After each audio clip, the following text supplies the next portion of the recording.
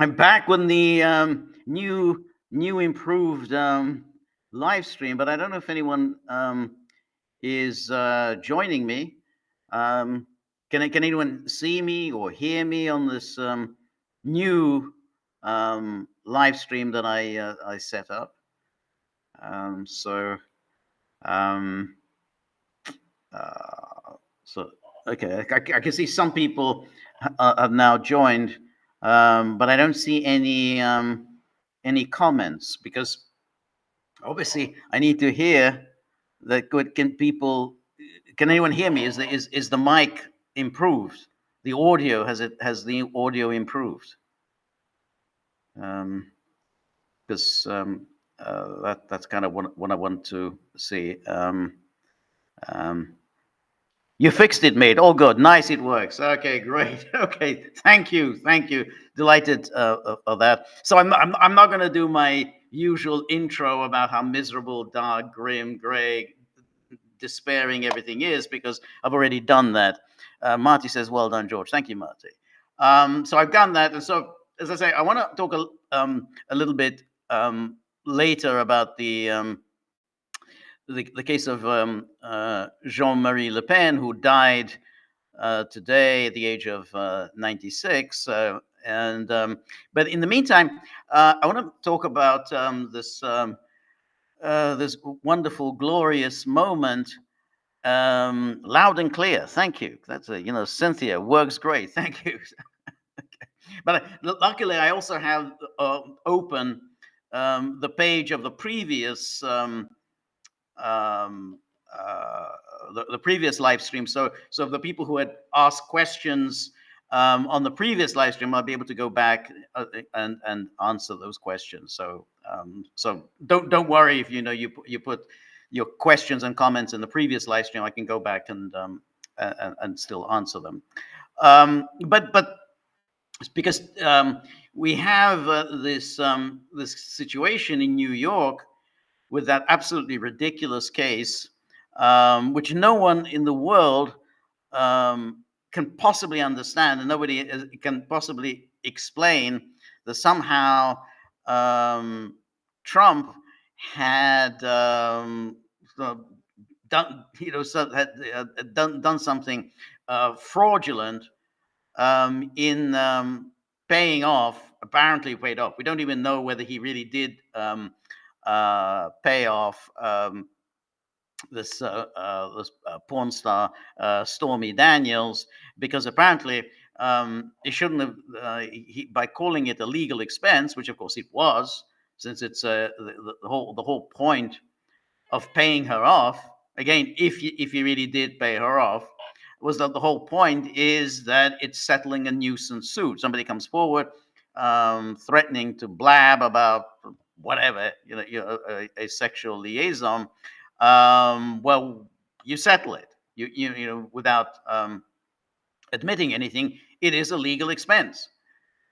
Now, but they turned this into a crime by claiming, oh well, he said it was a legal expense in order to conceal another crime, and that made it a felony. And then they every time this payment was made to the man who really who cooked the whole thing up, this is Trump's personal, I don't know, fix-it man. Every time they counted that as a felony, and so basically they said, but never really specified. First of all, if you're not going to call it a legal expense, what are you going to call it? How do you classify it? Which again, Trump didn't do any claim. I mean, he doesn't deal with these things. I mean, these are accountants and bookkeepers who write down in the ledgers what a particular expense is. But at the same time, what was it he was supposed to call it? And then what was the other crime that he was supposed to have concealed? And apparently Merchan, this ridiculous judge, and the prosecutor said, well, we don't have to specify what was the other crime that he was trying to conceal. We just say he was trying to conceal a crime. and that was the 34 felony counts of this in a Manhattan jury, and they were all, this is Manhattan, where, you would be hard put to find anyone in Manhattan who likes Donald Trump. So they got that conviction, and now there's the sentencing. And so, as things stand, there will be a sentencing of Trump on Friday, and he either has to appear in person, or I think he can appear via video. I think Mershon has said he's not going to sentence him to prison time or to probation, but nonetheless, he will sentence him to something. Trump is trying to somehow get the appellate courts to step in and stop the sentencing. But the appellate courts, these are all judges who don't like Trump. And that's why he's basically been losing every round. I mean, however ridiculous that case is. And again, anyone who knows anything about the law, again, people who are not Trump fans said this is a joke. This is a ridiculous case, but it just goes on in this kind of zombie-like way, because the people who are handling it, whether it's the prosecutors or whether it's the judges, the actual trial bench judges or the appellate judges, they all hate Trump. And so Trump continues to lose, these every round. So I would imagine that despite the fact that Trump has made a pitch to, he obviously made a pitch to try to get that conviction thrown out in light of the Supreme Court's ruling about immunity. And of course, this judge who said, this doesn't apply, the immunity decision doesn't apply here because these are personal acts on the part of Trump, not his presidential act. But of course, Mershon has misunderstood what the Supreme Court had ruled. I mean, the Supreme Court had ruled, no, it's not just president doesn't just enjoy immunity for his official acts. He enjoys immunity in terms of any evidence that you introduce into the case that involved his official act. So if you cite as evidence something that clearly pertained to his official acts, even if you regard that the case involves personal acts, even if it's the evidence is based on official acts, then he has immunity. That evidence cannot be introduced. And clearly there was evidence introduced in this case that involved Trump's official acts. So it needed to be thrown out. But of course, Mershon wasn't going to throw it out. And again, the appellate judges, I think they haven't weighed in on that issue. But I think this sentencing will go ahead on Friday. So again, there's a lot of excitement in CNN, MSNBC. So wow, I thought we'd moved on. I thought we're in the whole the presidential phase of life. No, we're still doing lawfare. And then the other thing is that the Jack Smith, that person who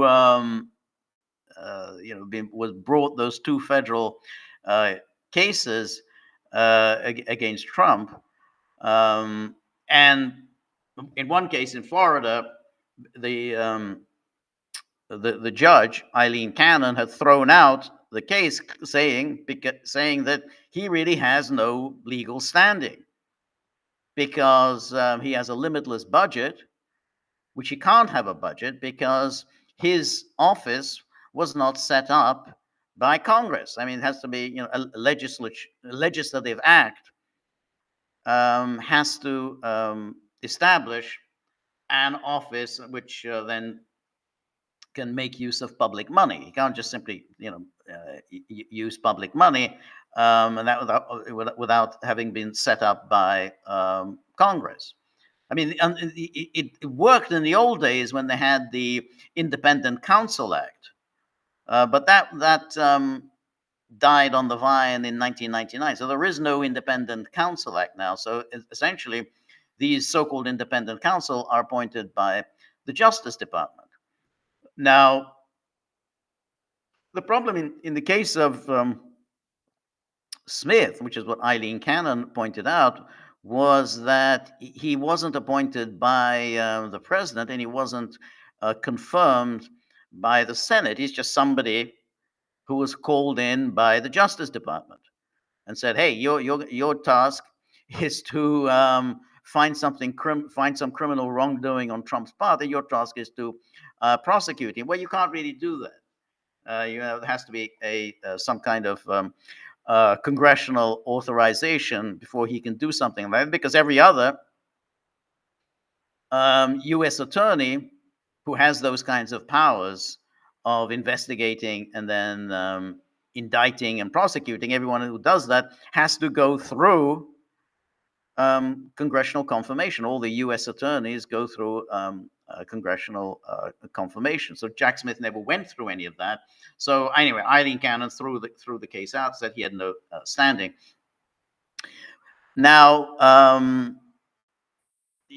Trump wants to prevent Jack Smith from publishing his report on what he's been doing all these years. So basically, a report pertaining to both of the cases that he was planning to bring against Trump. I mean, he indicted him in both cases. The one with the January 6th case in D.C., and then the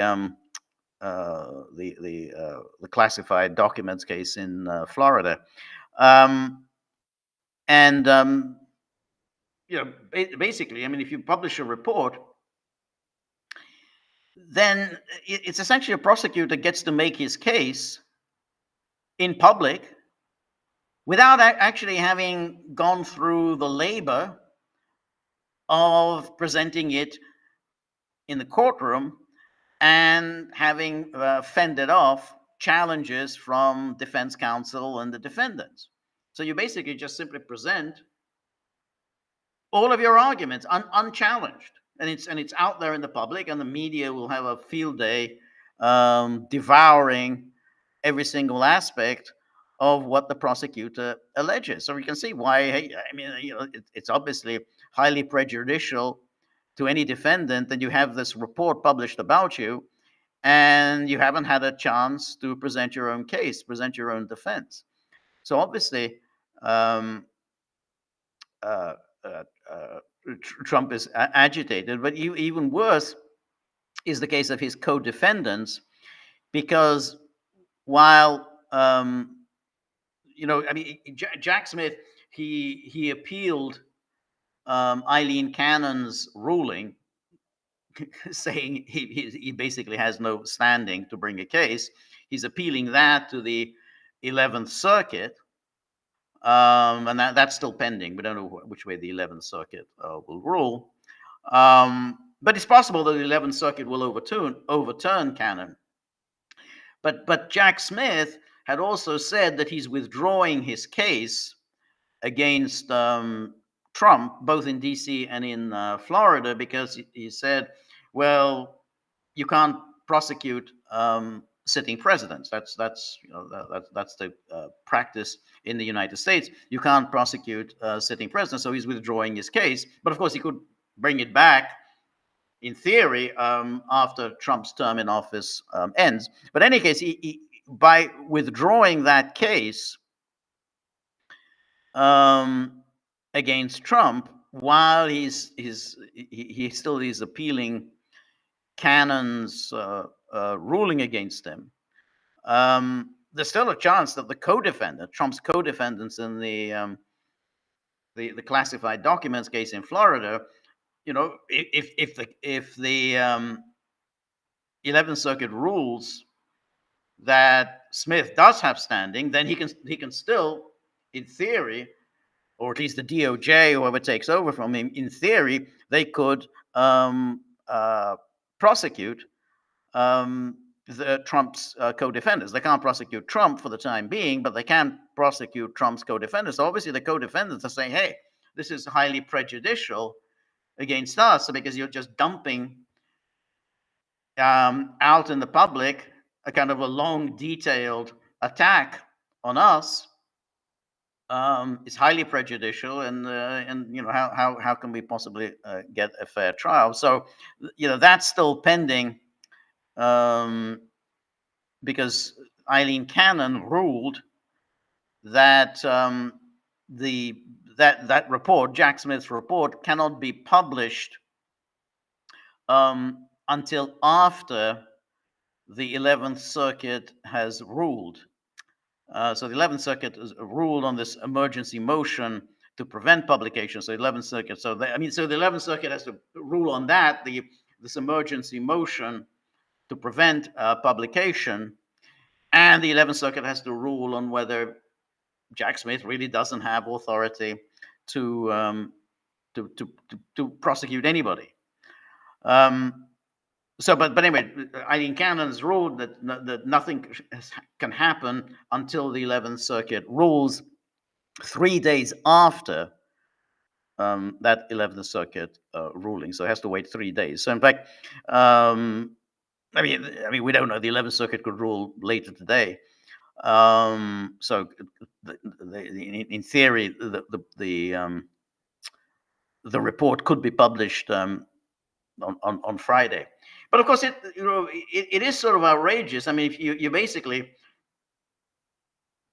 you're not bringing a criminal case, and essentially you're just dumping a whole load of highly objectionable, highly prejudicial, highly negative material about somebody that you're not even prosecuting. This is obviously unfair. I don't think prosecutors should be able to just publish reports. Either you bring your case or you don't bring your case. But if you're not going to bring a case, then you can't just simply publish a report as a sort of saying, "Hey, well, this is what we think, and we're just going to tell the world what our view of the criminal culpability of somebody." I mean, if you issue an indictment, I mean, of course, an indictment is prejudicial because, again, it's just simply the prosecutor's allegations without its being tested in court. But here, you're not even going to go to court, but you just dump out their allegations. So it's like you're bringing an indictment that you have no intention of actually testing in court. In other words, an indictment that you haven't given a chance to the defendants to defend themselves against. So I don't think Smith should be able to publish his report. So, but everyone's of course terribly excited at CNN and MSNBC, thinking, "Oh, nice! In a few days, we're going to get this big, thick report from Jack Smith, and then we can go to town for the next, 2-3 weeks, going through all the details of what Trump supposedly had done. And then we can tell ourselves that Trump is a criminal. He's a felon. He's obviously a felon, is taking over as president." So that's that's on.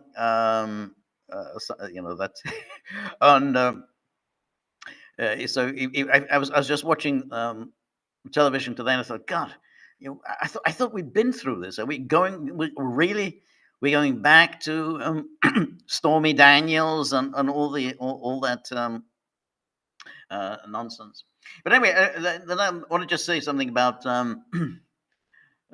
Jean-Marie Le Pen, who obviously he was the founder of the National Front in France, and then of course it was renamed the National Rally once his daughter Marine took over the party, and then of course the party distanced itself from its founder, and then of course she distanced herself from him, kicked him out of the party, in a kind of nice Oedipal moment.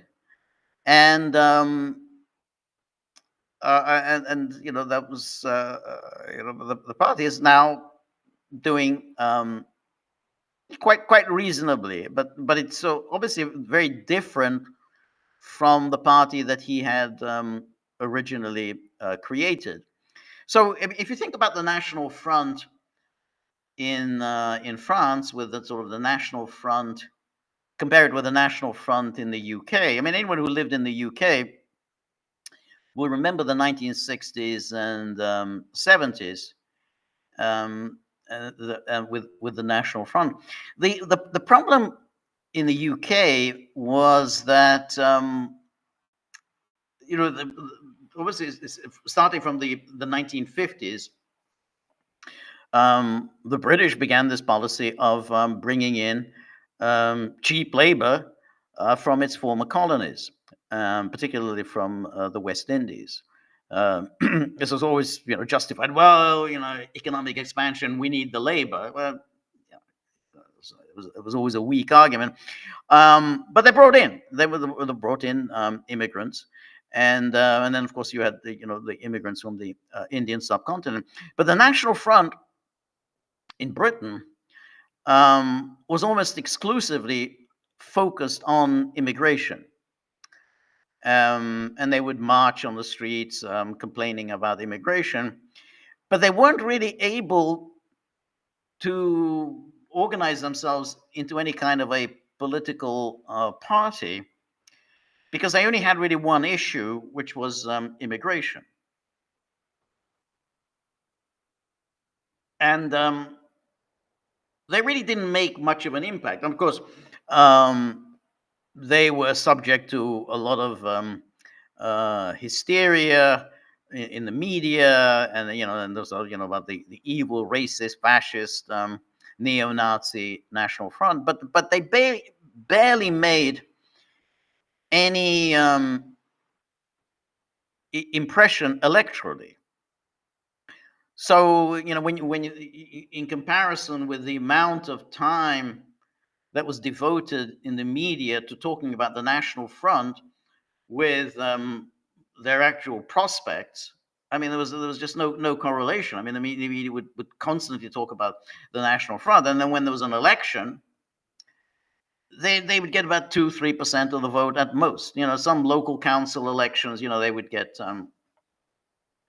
5%, but never. So it's not even the case of the issue of the proportional representative, or the British kind of first past the post system, because the first past the post system, which is a considerable obstacle in the British electoral system, that doesn't really apply to the National Front. I mean, you've got to get an awful lot of votes before the first past the post system actually hurts you. So in other words, you want to be, I don't know, let's say 30-40% of the vote and still lose. And then you say, hey, well, under the first past the post system, even if you get 40% of the vote, you don't get any representation. But that didn't apply in the case of the National Front, because they never really got more than about 3, 4, 5% of the vote. Now, Jean-Marie Le Pen, I think his party was a much more of a serious party. I mean, I think that did have a platform, and they did have a much wider agenda beyond just objection to immigration. I mean, obviously they didn't particularly like the EU. They did very much insist on French sovereignty. I mean, France has given up much of its sovereignty by I call it the EU. It wasn't called the EU in those days. It was a common market, and then it was the European Economic Community, and then and so on. So, but it only became the EU after Maastricht, so in 1992. But it was very much about the French sovereignty. But obviously, the immigration issue was indeed a very big part of the appeal of Le Pen, and particularly which subsequently became quite significant because France was subjected to immigration from Muslim countries, and so therefore there was a growth of the Muslim population of France. Um, I posted earlier today something ridiculous from Politico. Well, I mean, Politico is almost like it's like it's a redundancy to say something ridiculous and Politico. Everything in Politico is ridiculous. But it seemed to suggest that Le Pen detested de Gaulle because Le Pen had some sympathies and identified with the pre 1945 French right, and somehow didn't like de Gaulle leaving France and living in the UK during World War II, and that he was somehow a sympathizer with Vichy, and that was the origin of his objections to de Gaulle.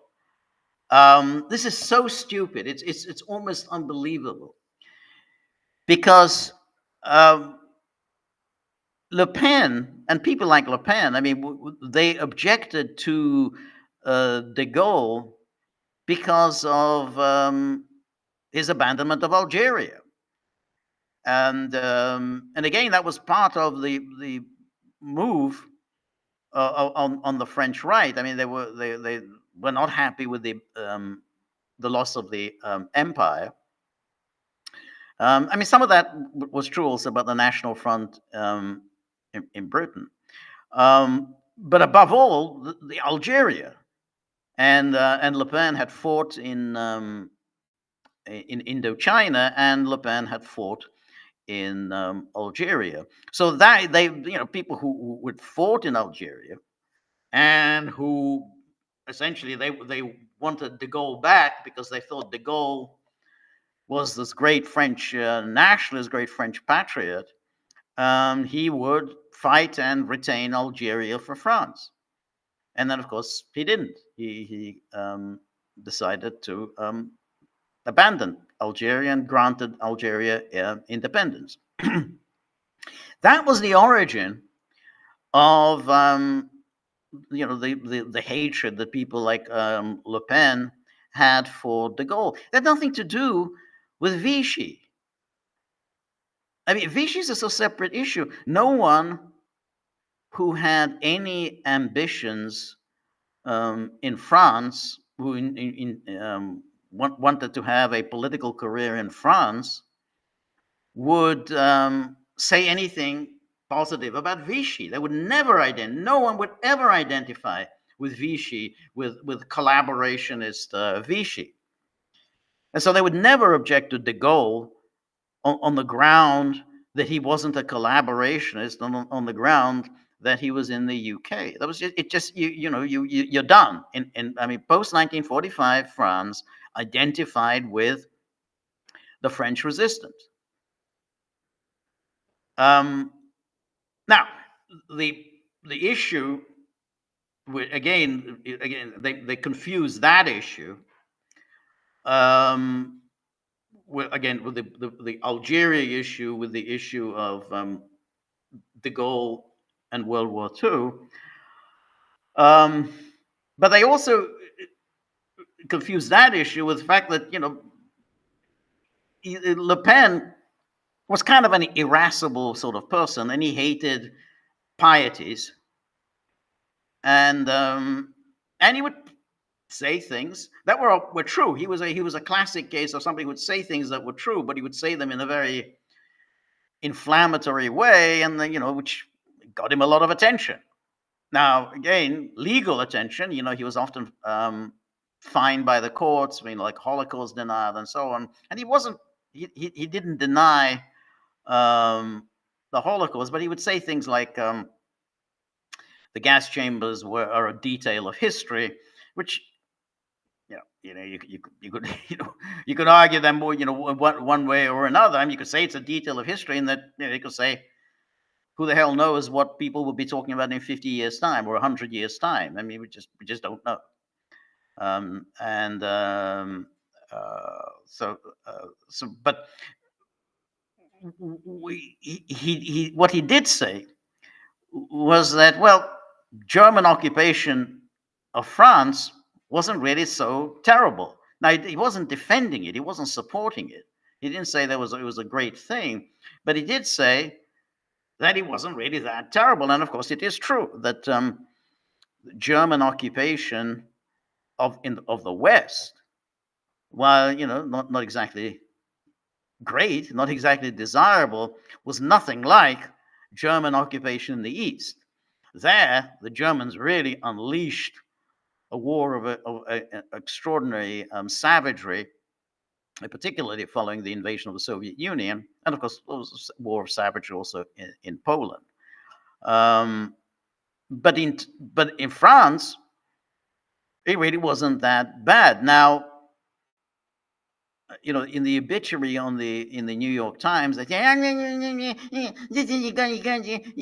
there was this massacre and that massacre. The Germans it was untrue. It was, what about this massacre? Yeah, there were some massacres when the Germans were retreating in late 1944 and early 1945. But often that was as a result of attacks on retreating German lines. I mean, they were then taking punishment against anyone who was attacking retreating German forces, and in there they did execute civilians. But that was really late in the war, and it was, as part of the war that was being waged by resistance forces, in alignment, obviously, with Allied forces. But during the occupation from 1940 through 1944, there weren't those atrocities that there were on the East, and that was recorded in that famous documentary, which we probably should show at some point on the Gaggle, by Marcel Ophus, The Sorrow and the Pity, which basically showed, pretty much the French and the Germans got on quite well, and it wasn't particularly horrifying. They kind of had enjoyed quite cordial relations during the years of the occupation. Obviously, that documentary caused this huge sensation. That was in 1968 because he was calling into question the resistance. This has been the resistance had been kind of the civil religion of France since 1945. Everyone was a member of the resistance, and he said, well, no, not really. There wasn't any resistance. So Le Pen just simply declared that, but he wasn't pro-German, and the very fact that he brought up the gas chambers and made a specific mention of the gas chambers would indicate that he wasn't a Holocaust denier. I mean, a Holocaust denier would say there were no gas chambers. Or a Holocaust denier would say that, there was no mass extermination of the Jews. That's what a Holocaust denier. But if you say, well, the gas chambers were a detail of history, that means you're acknowledging that there were the gas chambers, which means that you're not a Holocaust denier. And of course, but the courts, that are in France, again, this is France, like as in Great Britain, you don't really have the First Amendment. So, you can't just be prosecuted for saying things that, that are just expressions of opinion, maybe outrageous, but they, in the United States, it's legal to say outrageous things, but not in France, and certainly not in the UK.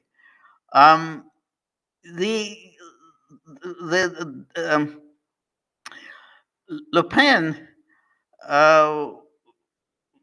he obviously he more than anyone else, really, since 1945, really raised the immigration issue. As I say, I mean, the National Front in the UK also raised the immigration issue, but they were seen as a kind of a street rabble, uh, you know, thugs. No one really paid. No one took them seriously, other than just condemn them, disgusting, racist, whatever.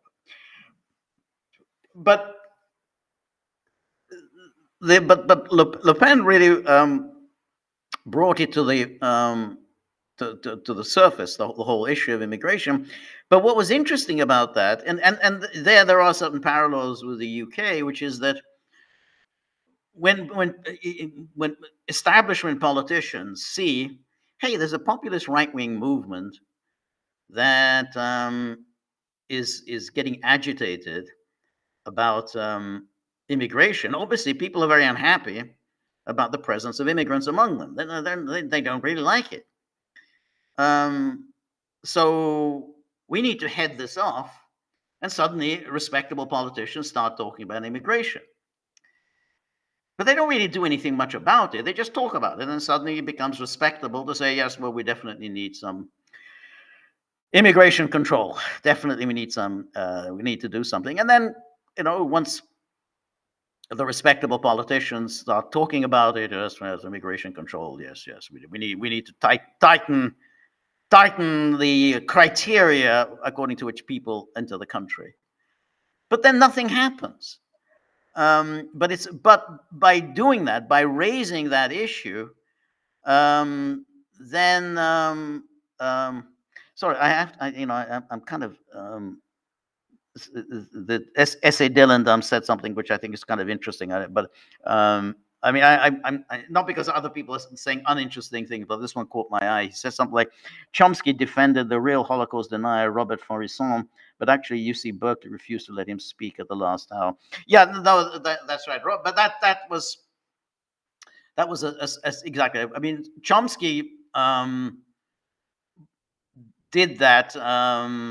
He made it kind of a free speech issue. He made it free. Not. He said, I don't have to agree with him, but I would defend to the death his right to say it. So yeah, that was right. But of course, Chomsky was attacked for that and said, "Oh, Chomsky is supporting Holocaust denial," which of course he obviously didn't.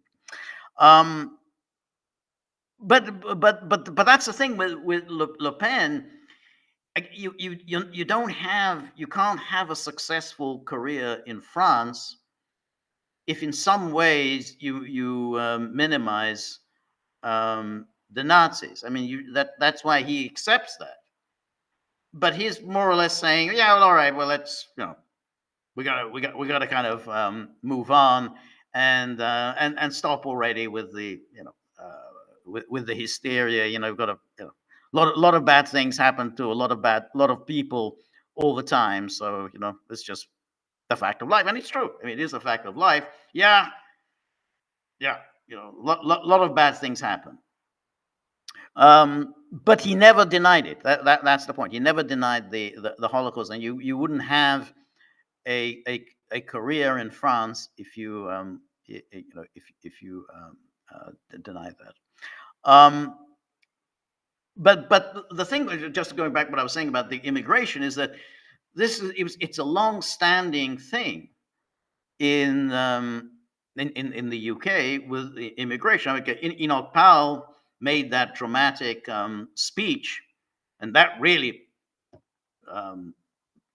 brought the immigration issue right in the forefront of British politics, because yes, there were obviously people complaining about immigration, but this was what was then, even though the term hadn't acquired its popular coinage, the far right. There was the far right who would talk about immigration in the 1950s and 60s. But Enoch Powell, in April 1968, was the shadow defense secretary.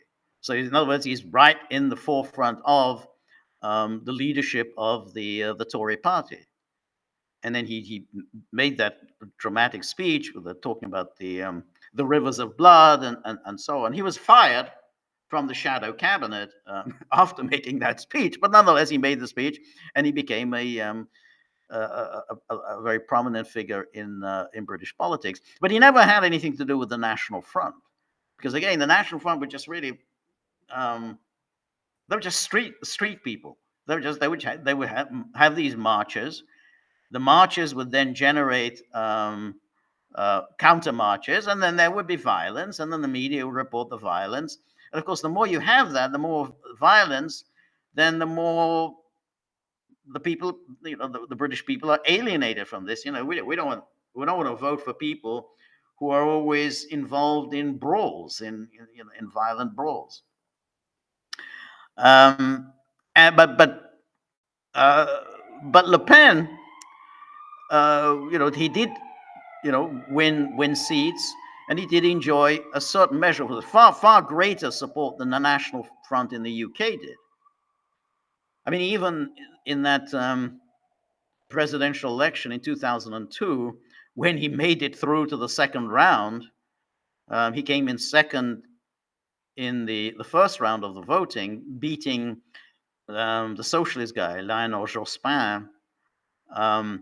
And then, so therefore, it was Chirac versus Le Pen, and then Chirac got something like 80% of the vote, and Le Pen got 18%.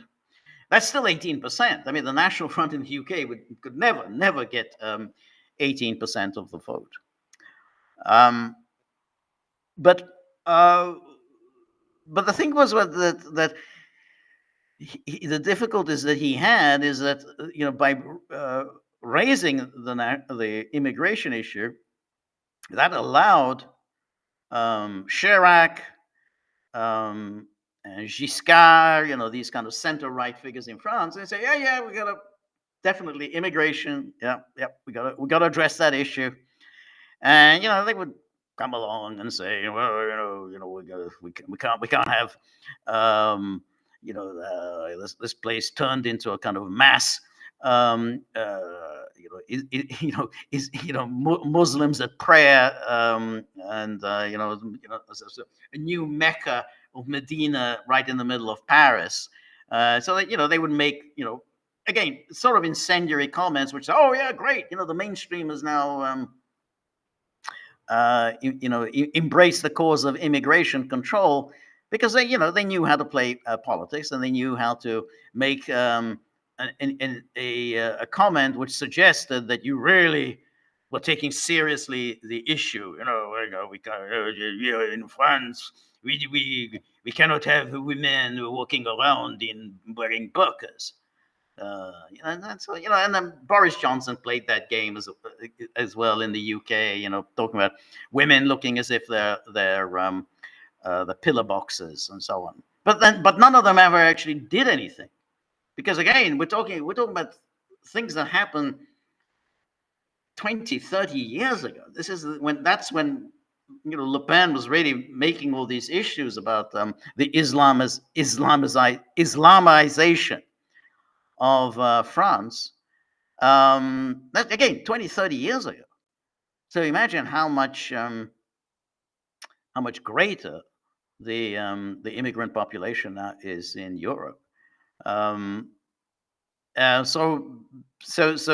he did have that success in raising the issue. Then nothing much came of it. There was no real control, and in fact, it went the other way. There's been a massive increase in immigration, despite all the claims of Chirac and others that they were going to do something about it. They didn't, and very much in the case in the UK, because in the UK you have the total dishonesty of the Tory party, which in every election they would promise to do something about immigration. Labour, but they never actually did it. And to the contrary, there's been a massive increase in immigration. Certainly, Labour. I mean, Tony Blair made a huge contribution to the increase in immigration to the UK. I mean, he did that deliberately, very, very consciously, he opened the floodgates to immigrants.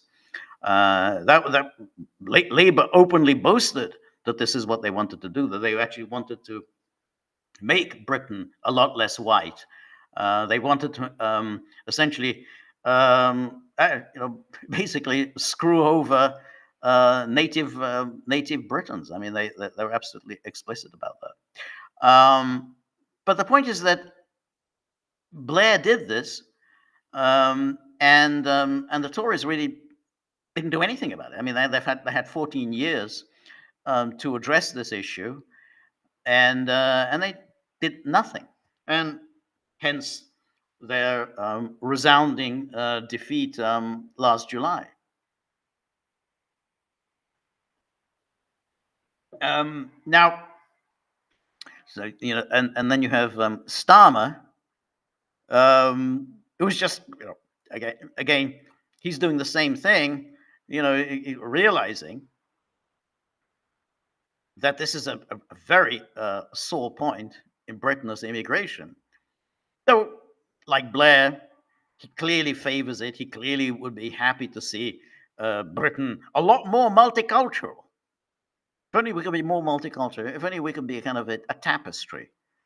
Just you can easily go through all the various statements and comments that he's made over the years, clearly enthusiastically embracing the goal of making Britain a lot more multicultural, a lot more like the rest of the world. If only we can be unlike the Britain of old. So that basically it's just kind of a potpourri of the world. But Starmer also knows that that this is extremely unpopular, so he makes all the noises that he does indeed intend to do something about unrestricted immigration. It's unlikely to happen, but he is facing a serious challenge. I mean, the Nigel Farage's party is making some headway. Again, I'm not a huge fan of Farage. I think he's not I think he's a kind of a bullshit artist, as in the way Tory politicians have been over the years. They talk a good game when they're in opposition, and then once they're in power, then suddenly we got all these constraints, and we've got to think about the courts, and you got to got the European Convention of Human Rights, and you got all these considerations, and we can't do anything that's inhumane, and so there's always some excuse not to do anything. And I think that's the thing with Farage. But because the Tories are so weak now, and so absolutely, really no longer even a serious opposition force, that it's not unreasonable to say that Nigel Farage's reform is the opposition. That's now the official opposition in the UK. I mean, according to the polls, I think they're doing better than the Tories. I mean, that could, again, that could be a flash in the pan. I don't think it is. I mean, it's happened before. Third party comes along and it's now doing better than an established party. But I don't think this is a flash in the pan. I think this is a real thing. And as we discussed yesterday, Elon Musk, who obviously doesn't think that highly of Farage, with some justice, he said, Farage doesn't have what it takes. He needs to be replaced as the leader of Reform UK. Now, of course, you can't really replace Farage. I mean, apart from anything else, he is Reform. I mean, he is the leader of that movement. But the other thing is that Reform UK is his own property. I mean, he owns it. I mean, in other words, it's actually a company and then he is the majority shareholder of this company, the Reform UK. So you can't really replace him if it's his own company. So it can't happen. But Musk has clearly cooled his heels a little bit, and so he's now started retweeting Farage's tweets approvingly. So after saying that, hey, I think he needs to be replaced, he's now retweeting Farage. Speaking of Musk, on Thursday, I guess a little bit before our next live stream, so it'll be 1 p.m. Eastern time, Musk will be having one of his Twitter interviews with Alice Weidel, the leader of the Alternative für Deutschland party, and that might be quite interesting. Brussels is trying to do something to stop this, and but I don't think they can do anything to stop it. I mean, they might take some actions subsequently against Musk for doing this, but I don't know how they can stop this. But anyway, let's take a look at some of the comments on our local. So first of all, I'll go back to the original live stream that I set up. So the people who made their first comments there, and then we'll look at the more recent ones. So Stone River, always good to see you. Thank you very much for your generosity. Stone River says, George, what do you make of Zuckerberg's volte-face on Facebook's being a free speech platform? Well, I think it's very interesting because what Zuckerberg has done is saying, well, I'm abandoning the fact-checking operation that we had because that's what he set up in 2016. So we'll have the fact-checkers. And instead, he's going to emulate Musk and Twitter in having these community notes.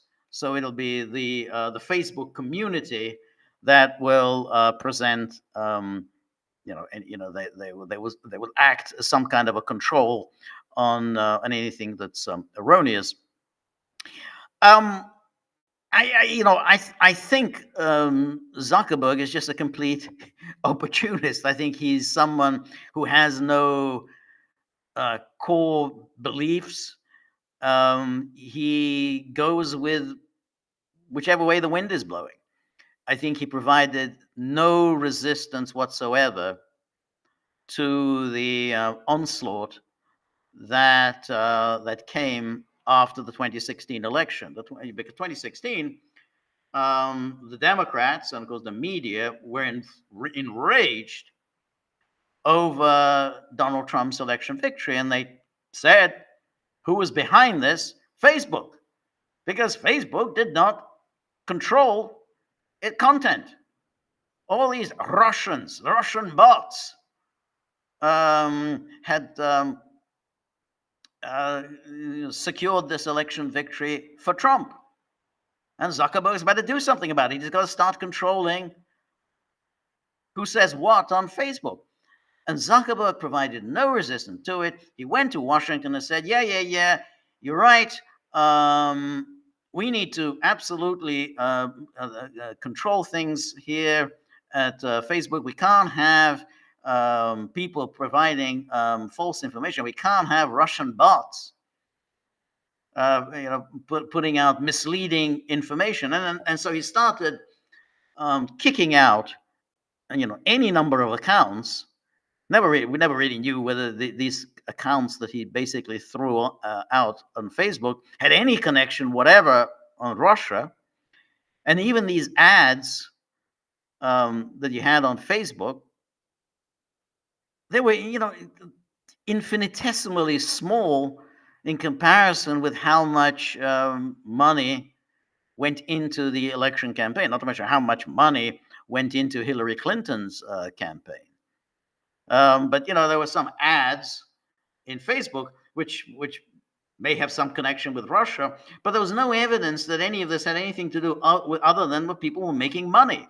You post something on Facebook, you click on a link, and then boom, you make some money with every click.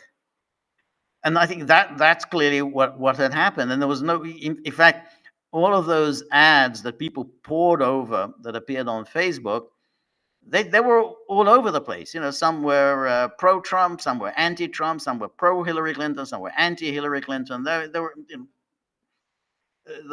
there was no particular tendency on behalf of Trump on Facebook, but nonetheless, Zuckerberg went to Congress, and when Congress really applied the pressure against him, so you better start deplatforming people, or else we are going to bring serious regulations against Facebook. You might lose your Section 230 immunity. You don't want to lose that, do you? And particularly Senator Mark Warner, who was one of the worst of the Russiagaters. So he flew to Facebook headquarters, and read the riot act to Zuckerberg, and Zuckerberg caved. And that's the point about Zuckerberg. He caved totally during those years, the 2017 through to kind of 2021, 2022. There was no resistance at all to the sort of congressional oversight, the demands, the constant demands, and it was coming from the U.S. administration. I mean, again, remember with Fauci, he was corresponding with Fauci, and Fauci told him, you have to deplatform all of the people who are giving false and misleading information on COVID. And Zuckerberg said, yeah, we're going to do it. And he did do it. He threw out any number of accounts that were what Fauci deemed were presenting false and misleading information about COVID. Of course, they were correct. They were providing correct information, but Zuckerberg was happy to throw that out. And again, we know this from that case, the Missouri case, the free speech case, that Zuckerberg, as much as the Jack Dorsey at Twitter, were more than happy to cooperate with the censorship regime of the Biden administration. Now, what then happened was that when Musk took over Twitter, and he suddenly started releasing the Twitter files and revealing just how much censorship there had been at Twitter, and how much cooperation there had been between the government and Twitter, and obviously by implication at Facebook, but Facebook never released any of those files. Then he changed his tune and suggested that, well, we were coerced, we were very unhappy, we never really wanted to be engaged in this business of censorship.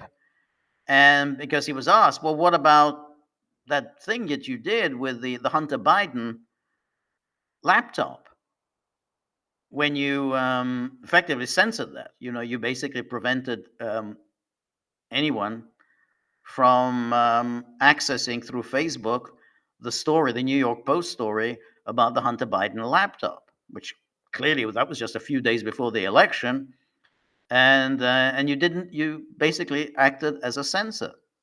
I said, well, we had all this information that was coming from the government that there might be a Russian operation. We didn't want to be cooperating with a Russian operation. So he was on with Joe Rogan, and he was very much saying, well, we really never wanted to do the censorship. We were really just pushed into it, and and so on. Very, very unhappy about what happened. He did that in response to what was going on at Twitter. He saw what Musk had done, and that Musk was clearly saying there was going to be no more censorship at Twitter. And so he then said, yeah, okay, we're not going to take any part in censorship, even though he had been more than happy to go along with it all these years, ever since 2017. So now he's again saying, I'm following Musk's lead. We're going to have community notes, no more fact checkers. And why no more fact checkers? He said, well, they're politically biased. Wow. You know, it's taken you all these years to figure that out. It was, you hired politically biased fact checkers. Everyone knew from the start you hired politically biased fact checkers, that they were going to fact check opinions and views that they didn't like, and they wouldn't fact check the opinions and views that they liked, that they would seek to deplatform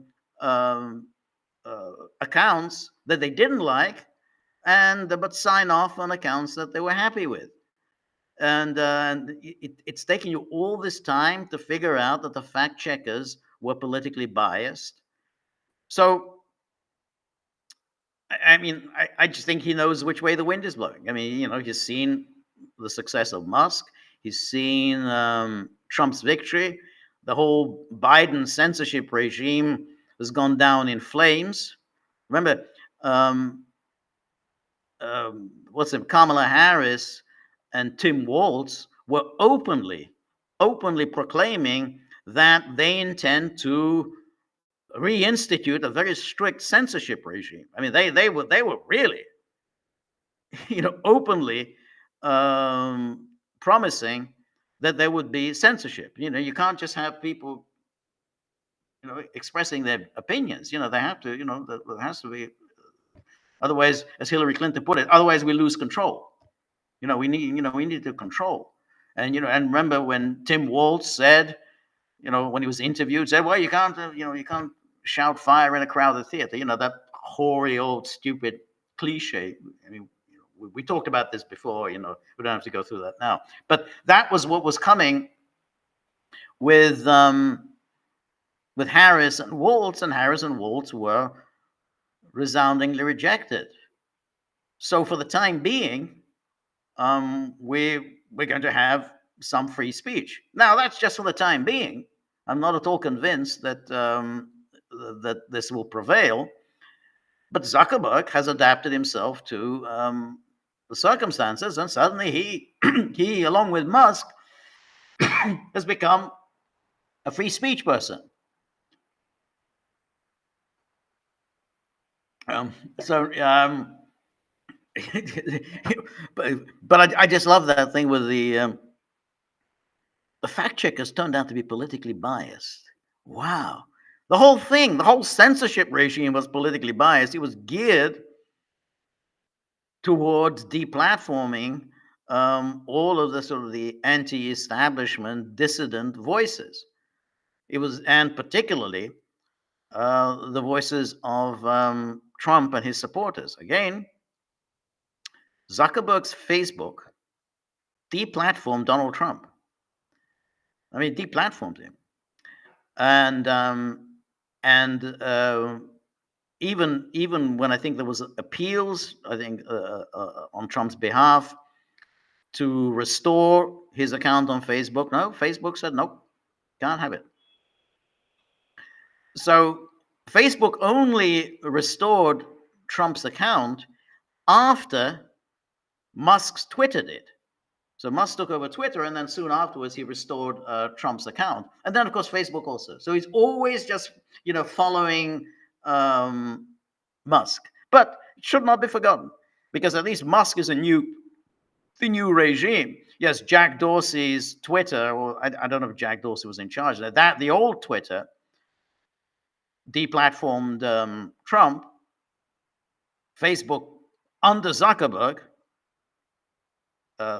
also deplatformed Trump, and then you go, so. But but that it's the same Zuckerberg, because at least on with Twitter, there's a new regime, new ownership, new regime. But this is the same Zuckerberg. So I don't trust Zuckerberg at all. So if there's suddenly a change of regime in the United States, which could happen, after all, we had Obama came, out of nowhere in 2008. So we 8 years time, who knows where we'll be. You can be absolutely sure Zuckerberg will adapt himself to the new circumstances. Anyway, thank you so much, Stone River. And now we have Marty. Always good to see you. Marty says, Gulf of America, I'm going to change Donald Trump's name to Donald Trump because it's appropriate. What a goddamn alley cat. And so there's a link here. Let me see what's the link. And the link. Oh, yeah, the Gulf of Mexico will be renamed the Gulf of America. I think it's all very funny, to be honest. I'm not taking any of this too seriously. My feeling is that Latin America, Central America has historically been America's backyard. America's treated it as its backyard. And it's outrageous, unfair, imperialistic, but it's just the way it is. That's the reality of the world. And as long as the United States preoccupies itself with Latin America, Central America, even Canada, even taking over Canada and so on, you say, okay, well, it's only a little bit more. It's just an exaggerated form of what America has been doing really since its founding. I have more problems when America starts going around the world and starts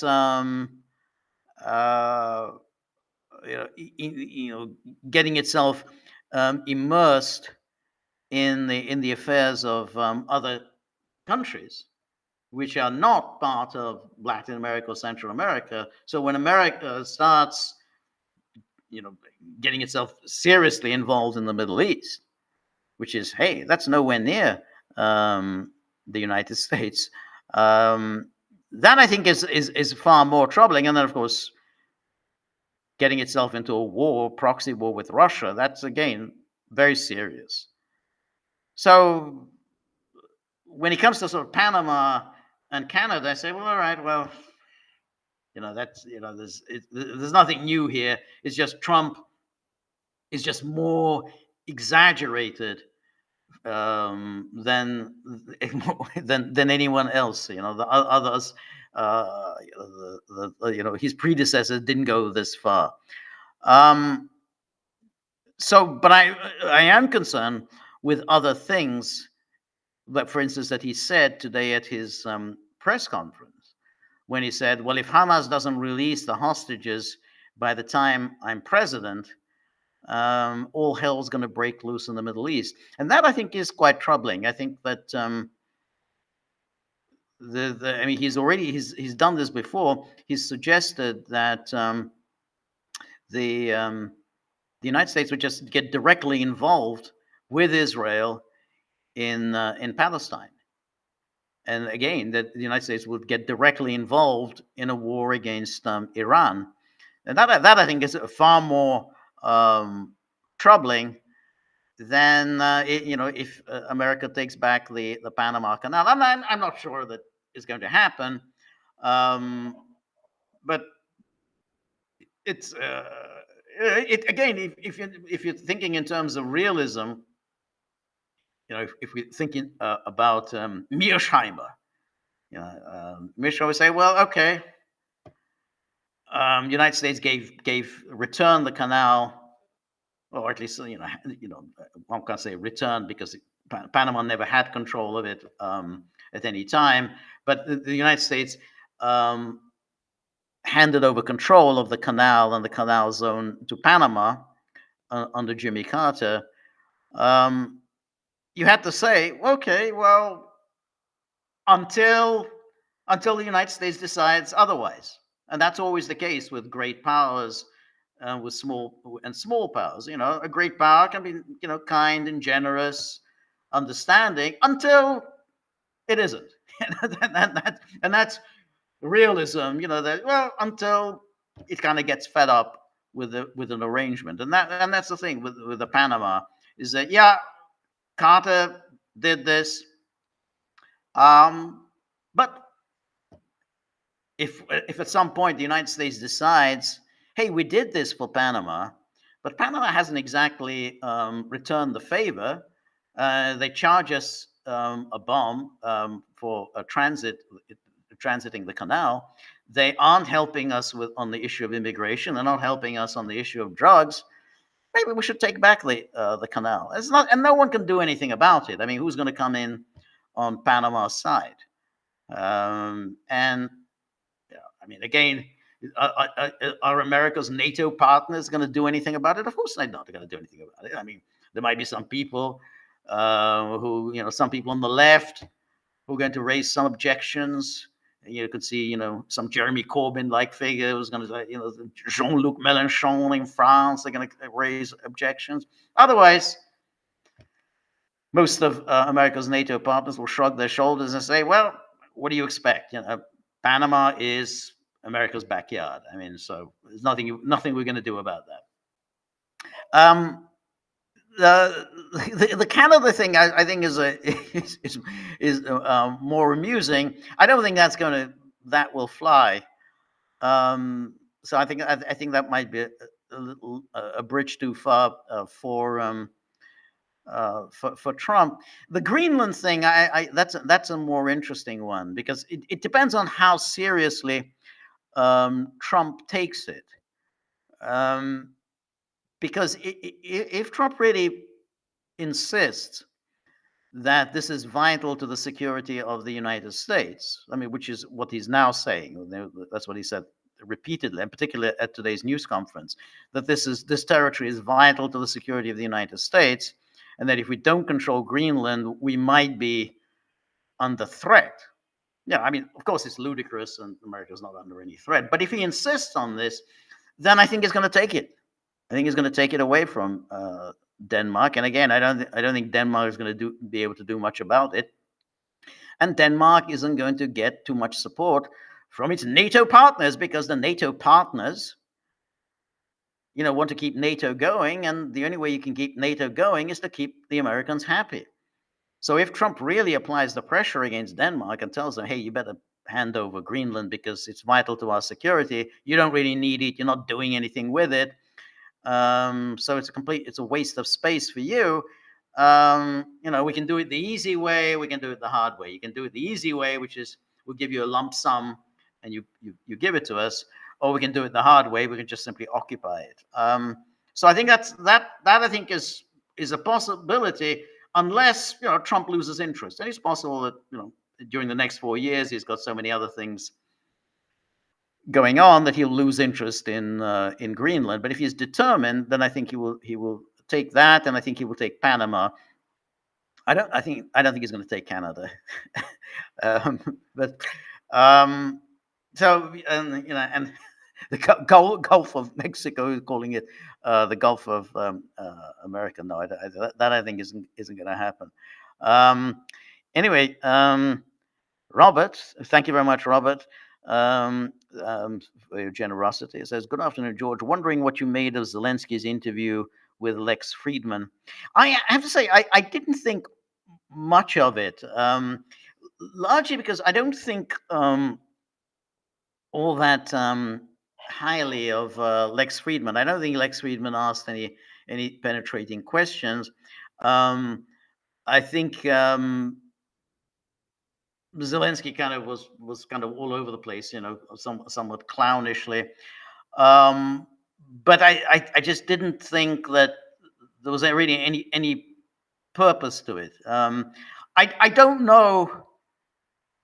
Somebody would have to explain to me what the Lex Friedman phenomenon is. I mean, he's got this huge following on YouTube, Twitter, and everyone else, but I don't see it. I don't see what it is that he's doing that is so extraordinary.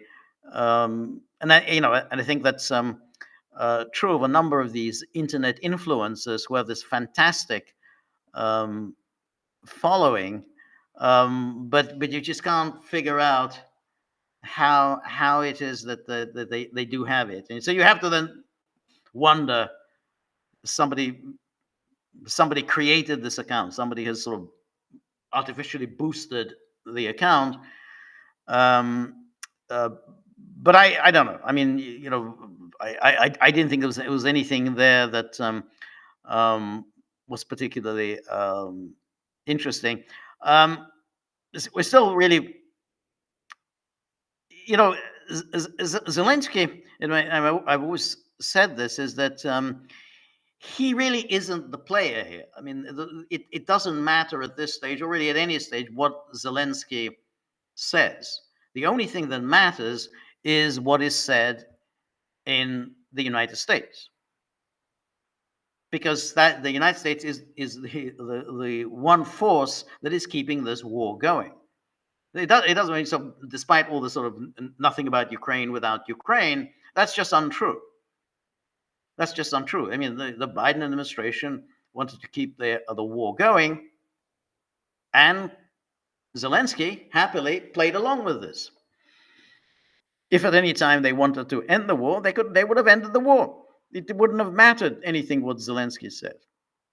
So the only thing that matters now is, what does Trump want to do?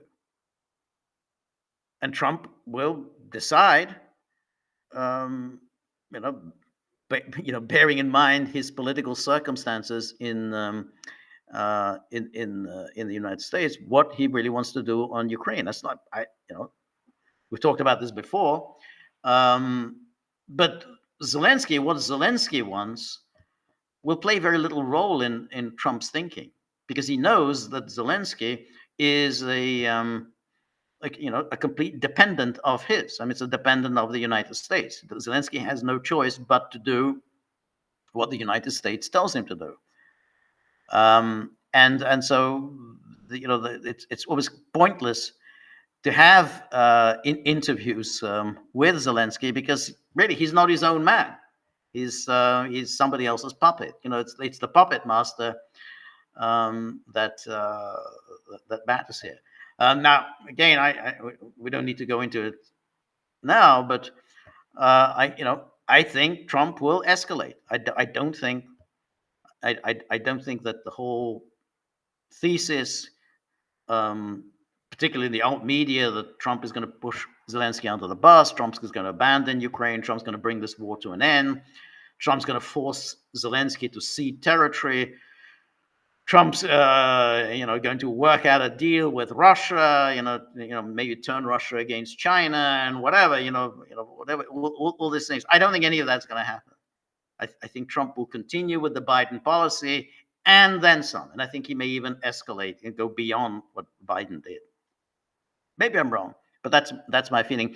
But Zelensky will play no part in this. And I'm quite sure, even from the news today, that General Kellogg has postponed his trip to Ukraine. They're not even talking to Zelensky. They're not interested in what he has to say. They know Zelensky will have to get with the program, whatever that program will be. But otherwise, I say, I didn't find anything very interesting. I don't know. I'm not sure what the purpose of it was, other than to promote the Lex Friedman phenomenon. Hey, I'm this big guy. I'm a very young guy. I'm a very young guy, and I'm able to get these big interviews. This is a long interview. It's a 2-hour interview. I can get these big interviews that others can't. Obviously the networks can get him, but here I'm just this kid on the internet, and I can get Zelensky to talk to me for 2 hours.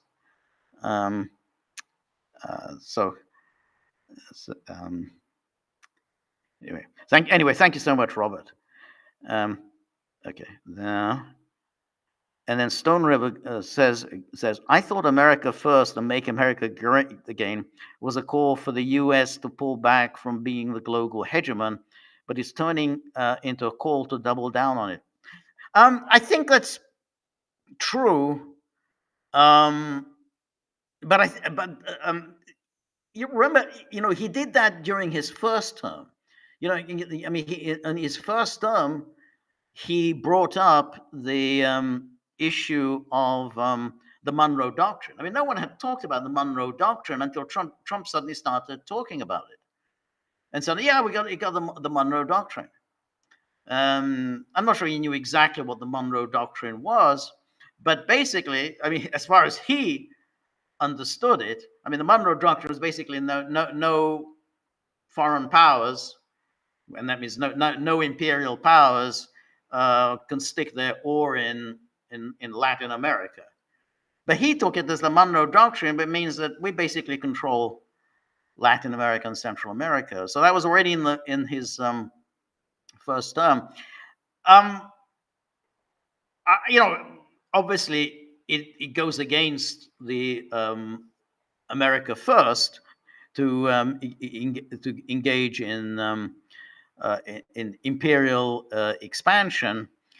But as I say, I mean, at least you can at least justify it a little more by saying, okay, well, he always had that ambition of making America great. I mean, somehow this is what we become this industrial power. We become an economic power. We become a financial power. In every way we're bigger and stronger, more dynamic, more energetic, more aggressive than anyone else.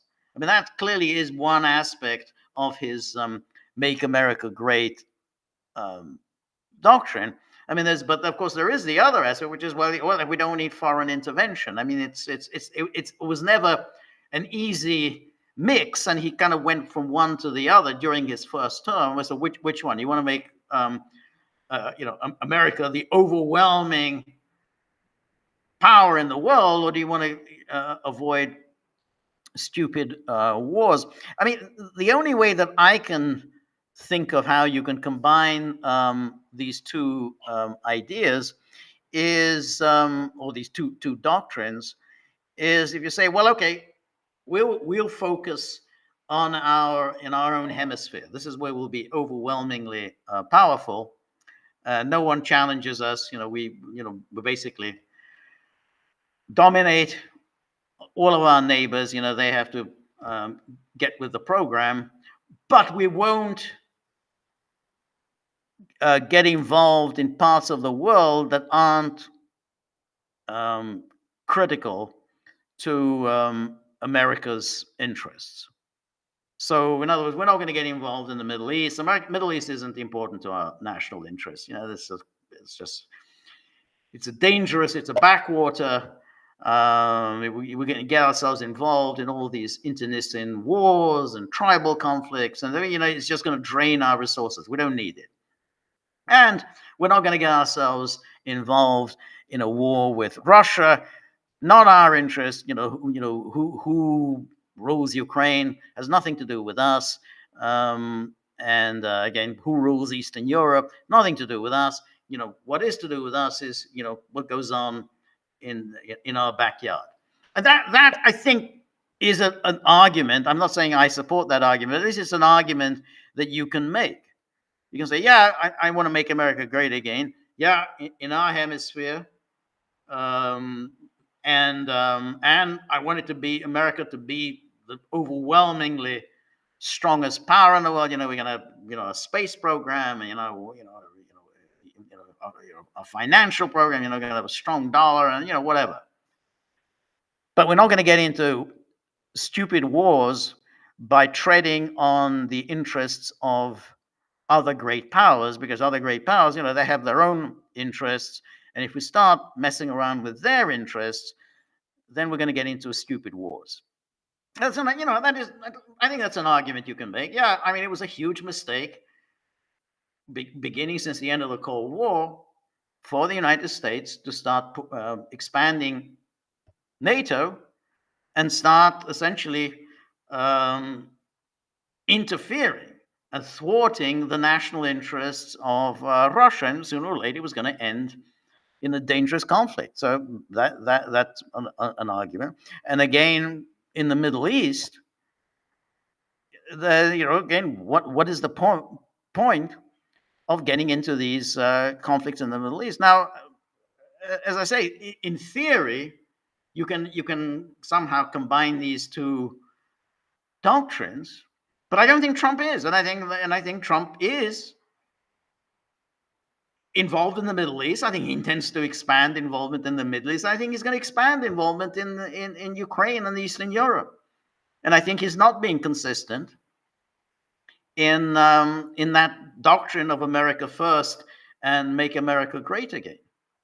So if he just stuck with Panama, Greenland, Canada, then you can say, okay, well, I can see that could be combined with America first and make America great again. But if you continue with this war in Ukraine, and if he's now threatening that he's going to join into this Israel in this war in Palestine, well, that really is a violation of America first and make America great again. Anyway, thank you so much, Stone River. Really appreciate your generosity. And let me see. Okay, so that's then I go back to the new live stream. So I will see if we can look at the comments here. Yes, here we are. This is the new one, and so Stone River. Oh yeah, you're reposting question. Thank you. The Stone River again reposting question. Thank you. And then Cynthia. It's good to see you, Cynthia. Always nice to see Cynthia. And again, have to remind everyone, we had a screening yesterday of the Caine Mutiny, that classic movie, and of course, as always, at the Gaggle, the pleasure is not just to watch, always a good film. I mean, the Caine Mutiny is a good film, but the pleasure is to enjoy and derive a great deal of pleasure and information from Cynthia's comments, because Cynthia just knows so much about films, and she provides such detailed background information. So you can read the information first and then watch the film, then read the information, or do the two together. But it's absolutely a delight, and it's kind of one of the great features of the Gaggle. So please, it's there, it's free. Watch the Caine Mutiny and enjoy Cynthia's comments and observations. Anyway, Cynthia, I think she's talking about the film. And so Cynthia says, good evening, George. Good evening. As to last night's film, in my opinion, Greenwald was the attorney who defended the lead mutineer. And so Cynthia said, Greenwald, so the attorney, ought to have known that Admiral Halsey would likely side with Queeg against all three lower-ranking officers. Yeah, which is why Tom was right when he suggested that they not report anything about Queeg to Admiral Halsey. Tom knew that acting as a heroic whistleblower would mark them as menacing troublemakers who needed to be thrown out of the Navy, if not worse than that. I agree with you. I mean, I think that he was right that the balance would always be against the mutineers. I mean, there's just no way the senior officers, particularly somebody as high up as Admiral Halsey, would take the side of would-be or potential mutineers, because he would say, hey, they are troublemakers, and we in the Navy, I mean, Halsey would represent the Navy, we are a fine institution, and we only promote people on the basis of merit, on the basis of distinguished service. We don't promote bad people. We don't promote nutcases. So therefore, these people are troublemakers. And once you do that, once you alert somebody like Admiral Halsey that you are a potential troublemaker, your career in the Navy is pretty much done. You're going to be marked as someone who is going to be demoted or sent to a much worse zone of war. So yeah, I mean, he was absolutely right. There is no way that Halsey would take our side. He's going to take the side of our commanding officer. That's the nature of the military. The military is a top-down institution. They're not going to, embrace the cause of junior officers against a senior officer. So obviously, I mean, it's not just in the Navy. I mean, in any corporation, you go to, high management and you complain about your office manager. I mean, do you really think that the top management is going to take your side against the office manager? No, they say, hey, the office manager is absolutely right. He's absolutely right to despise you and to give you lousy assignments. So, I agree with you, Cynthia. Anyway, so Cynthia goes on and says, and though Tom was wrong to lie on the witness stand, Tom was the person who's played by his surname was Kiefer, and he was played by Fred McMurray. And Fred McMurray, as a bit of background, he started his career in film as playing kind of romantic leads. He was a kind of a tall, good-looking guy, but he was a charmer.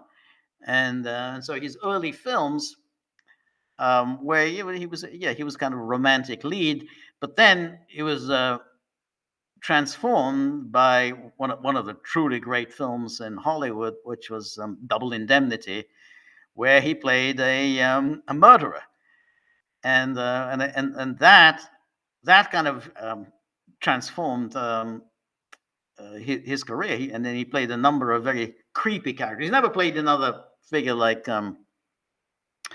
Walter Neff in Double Indemnity again, but always very shady, creepy, unlikable figures, as in the Caine Mutiny, and of course, more famously in The Apartment.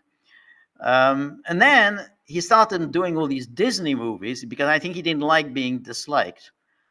So he did these Disney movies, and then he became America's Dad. He did that TV sitcom. I guess it was maybe the 1950s and early 60s. My Three Sons. Again, very much a beloved figure, and I think the image of McMurray as Walter Neff and Double Indemnity was then kind of was forgotten about. But nonetheless, he's a very, very unlikable, creepy guy in the Caine Mutiny. Anyway, Cynthia goes on, and though Tom was wrong to lie on the witness stands, I can kind of see why he did so.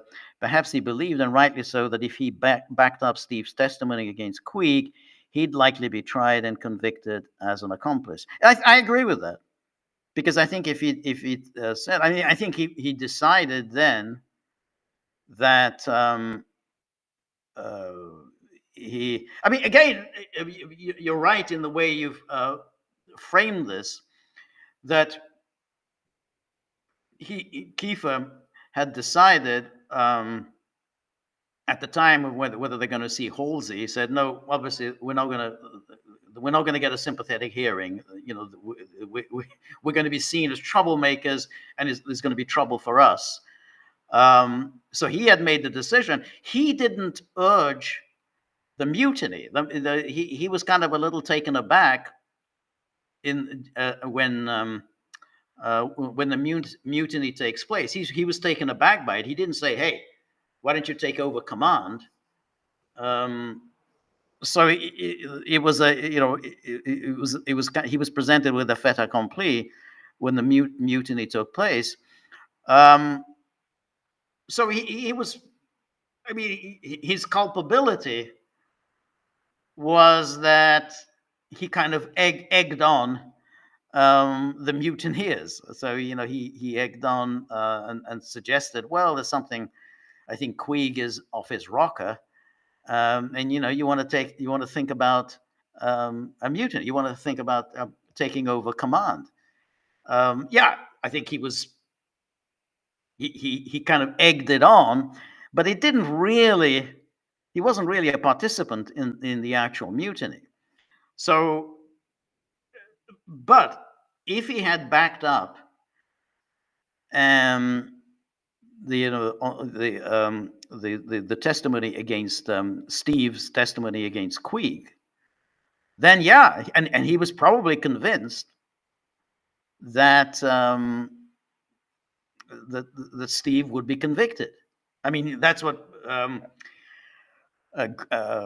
Greenwald had said that the chances are you're going to be convicted.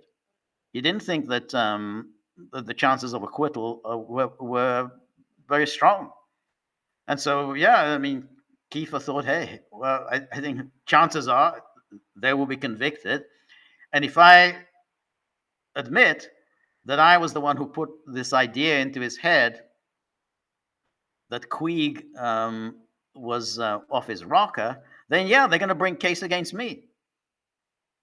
After all, Greenwald had said the wrong man is on trial. Kiefer, he's the one who should be on trial. He's the one who really conceived the whole plot, even if he didn't actually take part in the mutiny himself, but he was the one who conceived the plan.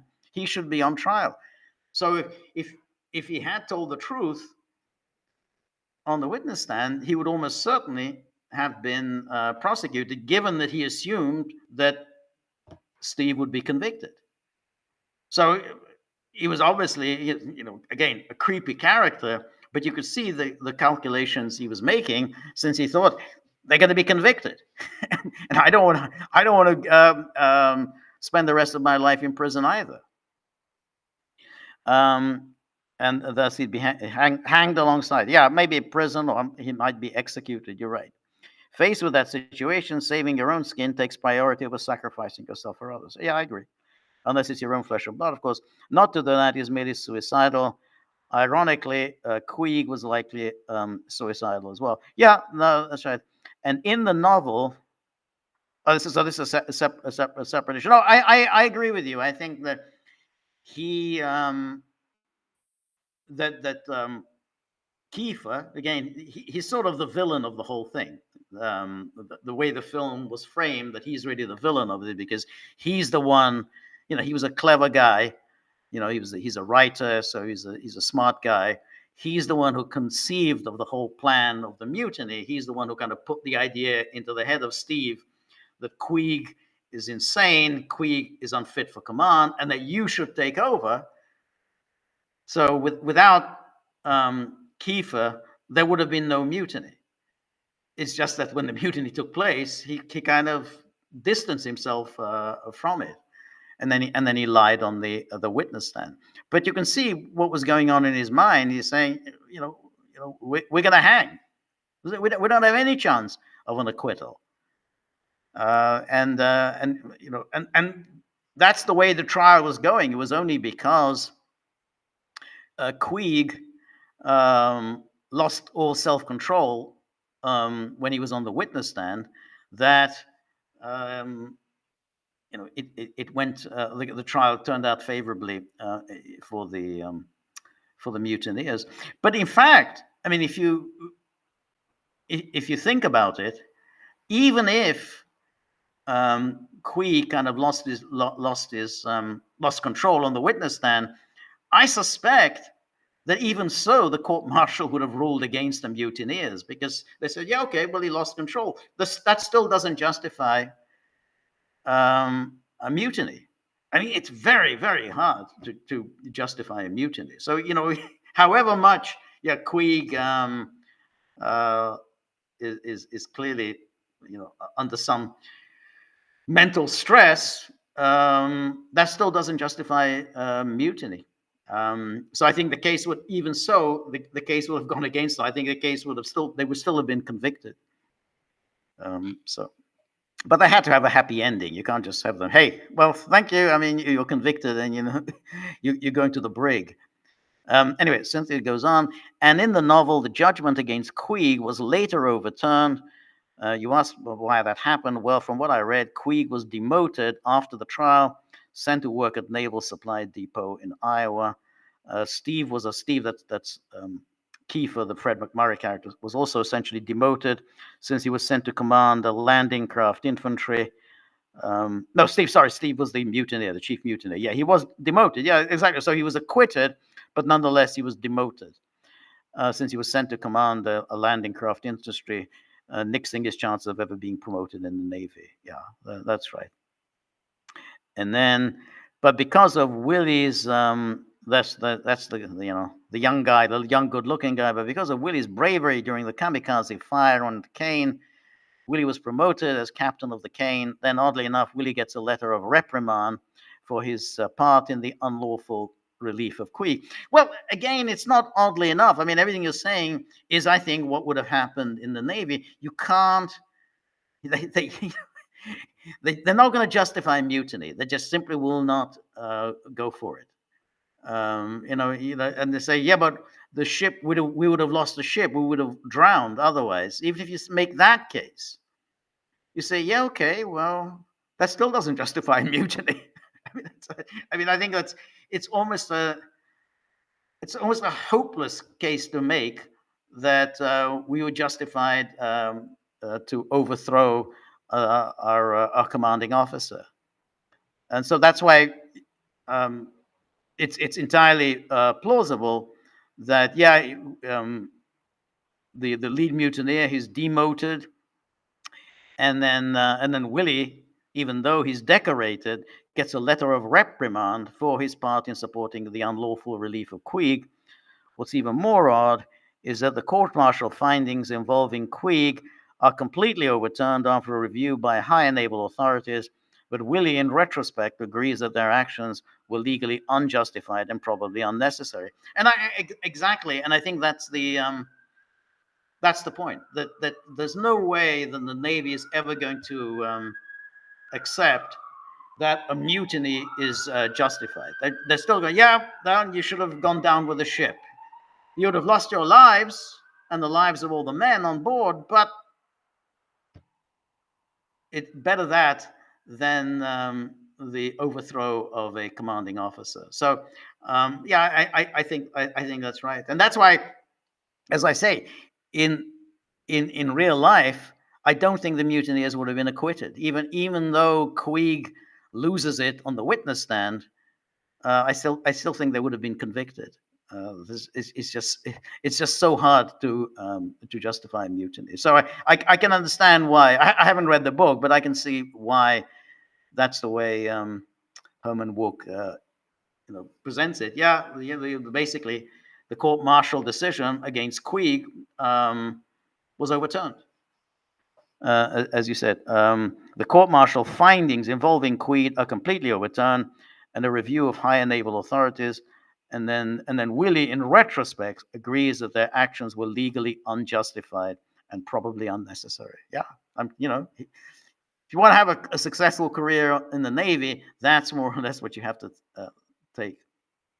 Anyway, thank you so much, Cynthia. And then Robert says, I wonder if Trump realizes that Greenland is not really green and is not really amenable for building another golf course. Geologists seem to think that it might have been much warmer, maybe 100,000 years ago, but that was then and this is now. No, I think so. I think Trump at some point tweeted out a meme of Greenland, and there was this huge Trump Tower on Greenland, nothing else, just a huge Trump Tower, and he said something like, well, this won't be happening. So I think he knows that it's not green, and that's why he made that thing. Well, no, I'm not going to build a Trump Tower on Greenland. Marty, always very good to see you. Thank you again for your generosity. Merry Tuesday, George and Gagglers. Thank you so much, Marty. Thank you always for your great postings, always so humorous and enjoyable. And then Cynthia goes on, since you're a music fan, George, I'm so sorry that I failed to mention that in last night's movie, the main musical theme was by the late, great Max Steiner. The Caine Mutiny March was also featured in Hellcats of the Navy, 1957, which also included in its cast Arthur France, who plays a court stenographer in the film. It's a catchy march. Yeah, it is a catchy march. It's so annoying. I hate catchy marches because it's been rattling around in my head all day today. Like I can even now, even as you're speaking now, I can. It's in my head. Bum, bum, ba, bum, bum, ba, bum, ba. That's it happens. It is very, very catchy. So until I hear some other piece of music, it's just going to be rattling around in my head. It's a catchy march with an almost official sound to it. Yes, very much an official sound, like the various hymns of the armed forces. Absolutely. Yes, well, yeah, but I can do without these catchy marches because when it's rattling around in your head, then it can be quite annoying. Summer Petrus, um, welcome. Says Justin Trudeau has just prorogued Parliament, suspended the Canadian Parliament until the 24th of March, while the Liberal Party elects a new leader. Oh, that's nice. So it's 2 months of no Parliament. Huh? Okay. No fuss, no excitement, no recourse to law, just what the executive needs to do to keep things from boiling over and disastrous for the Liberal Party early election. Oh, that's nice. So that's 2 months of no Parliament. Huh. Well, that just shows how important um, Canadian politics is. Canadian politics really, it's almost like it's non-existent. It's just it just none of it ever matters. Nobody ever knows who the hell Canadian Prime Minister is. Some guy called Harper, or they just come and go. And there was a guy called Mulrooney during the 1980s, but no one knows who they are because they only have any kind of existence through their association with the United States. And I think that's why Trump isn't wholly wrong there. The only reason I remember Mulrooney is that he was always hanging out with Trump. I'm not Trump, with Ronald Reagan. So like that, every time you saw Reagan at one of these meetings at G7, NATO, Mulrooney would always be next to him. And that's why all these Canadian politicians, the only reason we know them is through their association with the United States. And I think Canadian politics is really all about the United States. Otherwise, it would just be so utterly boring, so lacking any kind of meaning to them. The only Canadian politician who ever really had any kind of international standing was Trudeau, because Trudeau distanced himself both from the UK and from the United States. I mean, there'd been Canadian prime ministers in the past who had distanced themselves from the UK, but they tended to be very pro-American, like Mackenzie King, way back in before World War II. So he made an impact because he kind of distanced himself from the British, but he drew close to the United States. But Trudeau, he distanced himself with the British, and then he kind of criticized the Americans. He would criticize American in Vietnam. When Nixon ordered the bombing, the famous Christmas bombing in 1972, Trudeau condemned it. I mean, it's almost unthinkable that a Canadian prime minister would condemn the United States. But so that's why Trudeau, is the father, the senior, has a some presence in collective memory. But other than that, I mean, if somebody were to ask you, hey, can you name 6 recent Canadian prime ministers? I doubt whether too many people. Hey, some guy called Harper. I don't know what he was, but there was a guy called Harper who was the prime minister. So that's why I don't think it matters one bit that the Canadian Parliament. I don't think it does anything. So that the Canadian Parliament isn't in action. But my only hope is that Chrystia Freeland doesn't become prime minister. That would just be too awful. Anyway, Petro says, compare this to what happened in the UK when Johnson prorogued Parliament during the Brexit excitement. Yeah, well, that's true. But I think Johnson was just such a clown, was such an absolutely disastrous prime minister. It's not. It's hard really to think of all the idiotic things that he did. How the UK Supreme Court went berserk. Yeah, no, that's right. Anne Marie, always very good to see you. Thank you for your generosity. Again, Anne Marie's our expert on music, and she's written some very interesting observations about Bartók and Kodály, the two famous Hungarian composers. And we've had recently we played we had in our Gaggle music club we had music by Kodály, and then currently we're featuring music by Bartók. His concerto for orchestra, a very, very fine piece of music.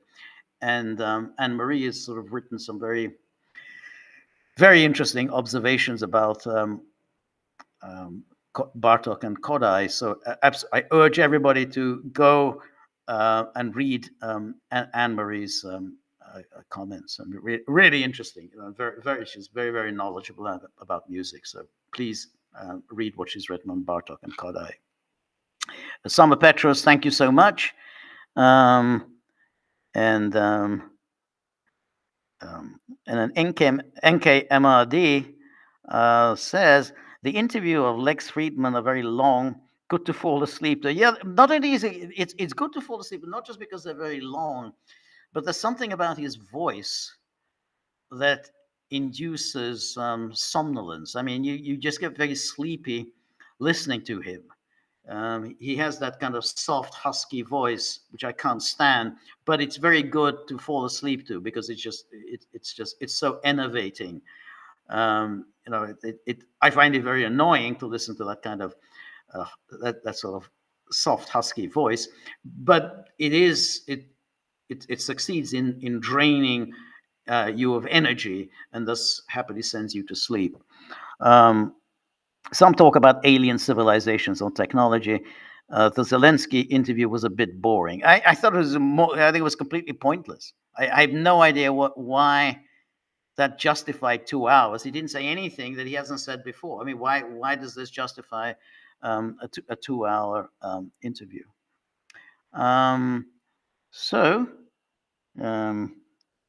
Well, I think we've covered a lot of ground here, and we had a long, unfortunate start. Somebody says Brian Mulroney would hang out with Trump at Mar-a-Lago during his last years alive. Yeah, that's right. That's right. But by then, Mulroney was already a kind of a forgotten figure. I mean, because like me, I mean, I think most people would remember Mulroney from the Reagan days because he was always there. I remember the D-Day landings. Reagan's famous speech in Normandy in 1984. And what I remember is always Reagan. Obviously Reagan's speech, but Mulroney. That was Mulroney sitting next to him. Anyway, let's see. Anyway, I think we've covered a lot of ground. It's probably time. My time is up. It's getting quite late. So thank you, everybody who has joined me. We'll see what the courts decide. We'll see the number of court decisions that are coming as to Trump, probably in the next coming days. And then on Thursday, we'll probably, before the live stream, we'll probably catch a little bit of Musk's interview with Alice Weidel of the Alternative for Deutschland. We're going to talk about that, I'm sure, in our live stream. So 3 p.m. Eastern time is when we'll meet next. Thank you, everybody who joined me. Sorry, my humble apologies for the appalling quality of the sound, but we managed to rectify it. Thank you, everybody who stuck stuck with the gaggle patiently. I really appreciate that. Thank you, of course, to everybody who contributed, put something into the tip jar. Those, the savage hounds. I'm not even going to tell them about the issue with the poor audio. They would just go crazy. Poor audio, poor money raising. That it just gets them upset. So I'll keep that to myself. So anyway, thank you so much. See you on Thursday, 3 p.m. Eastern time. Thank you. Good night. See you Thursday. Bye bye.